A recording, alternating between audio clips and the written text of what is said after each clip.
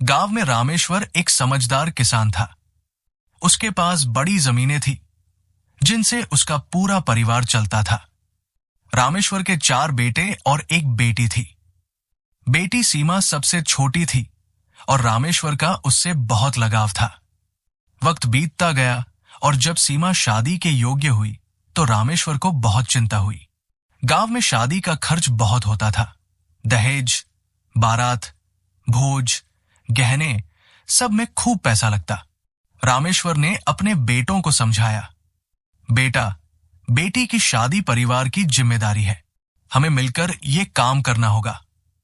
पर पहला बेटा सुरेश हमेशा पिता से नाराज रहता था। उसका मानना था कि पिता बहुत पैसा फालतू खर्च करते हैं, कभी कभी शराब भी पीते हैं और दोस्तों पर पैसे लुटाते हैं।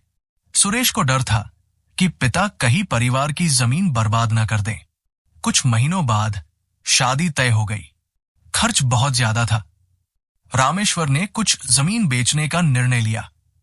ये जमीन बेचकर हम सीमा की शादी अच्छे घर में करेंगे, उसने बेटों से कहा।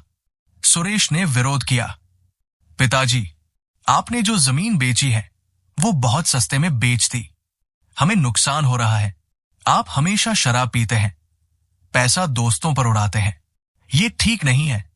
रामेश्वर ने सुरेश की बात सुनी और कहा, ठीक है, मैं वादा करता हूं कि शादी के बाद मैं बाकी जमीन नहीं बेचूंगा और मैं आप सबके नाम से कुछ पैसा फिक्स डिपॉजिट कर दूंगा। शादी धूमधाम से हो गई। पूरे गांव ने देखा कि रामेश्वर ने बेटी की शादी में कोई कमी नहीं छोड़ी। शादी के बाद उसने तीसरे और चौथे बेटे के नाम पर पैसे जमा भी कर दिए, लेकिन सुरेश और दूसरे बेटे के नाम पर कुछ नहीं किया। साल गुजरते गए। एक दिन सुरेश को पता चला कि पिता ने बची हुई जमीन भी बेच दी है और यह सौदा गुपचुप तरीके से हुआ है, जिसमें छोटे भाई ने भी पिता का साथ दिया। सुरेश का गुस्सा फूट पड़ा, ये गलत है, आपने वादा किया था कि जमीन नहीं बेचेंगे, आपने मेरे और दूसरे भाई के हक को छीन लिया। उसने गांव के पंचों के पास शिकायत की। पंचायत बैठी। पिता, बेटे और खरीदार सबको बुलाया गया।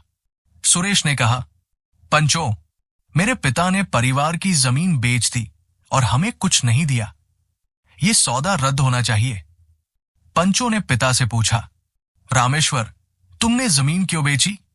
रामेश्वर ने शांत स्वर में कहा, पंचों, शादी का कर्ज अभी तक चुकाना था, ब्याज बढ़ता जा रहा था। अगर मैं जमीन नहीं बेचता तो हम सब कर्ज में डूब जाते। ये सौदा परिवार के भले के लिए ही हुआ। पंचों ने खरीदार से भी पूछा कि क्या उसने सही दाम दिया। खरीदार ने सबूत दिखाए, रसीदें, गवाह और गांव के रजिस्टर में नामांतरण। पंचों ने लंबी चर्चा के बाद निर्णय सुनाया, सुरेश, तुम्हारा गुस्सा समझ में आता है, लेकिन तुम्हारे पिता ने यह सौदा परिवार की जरूरत के लिए किया। शादी का कर्ज चुकाना भी परिवार की जिम्मेदारी है। खरीदार ने भी सही दाम दिया है और वो निर्दोष है, इसलिए ये सौदा रद्द नहीं किया जाएगा।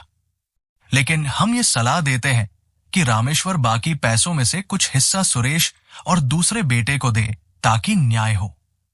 रामेश्वर ने ये निर्णय मान लिया और अपने दोनों बेटों को बराबर हिस्सा दिया। सुरेश का गुस्सा कुछ शांत हुआ।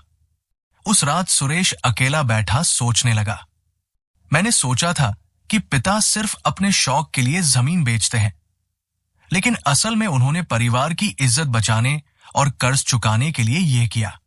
गुस्से में मैंने सच देखना ही छोड़ दिया था। सीख, कर्ता का निर्णय अक्सर परिवार के भले के लिए होता है। कभी कभी हमें पूरी सच्चाई जानने से पहले फैसला नहीं करना चाहिए। पारिवारिक जिम्मेदारियां सबकी होती है।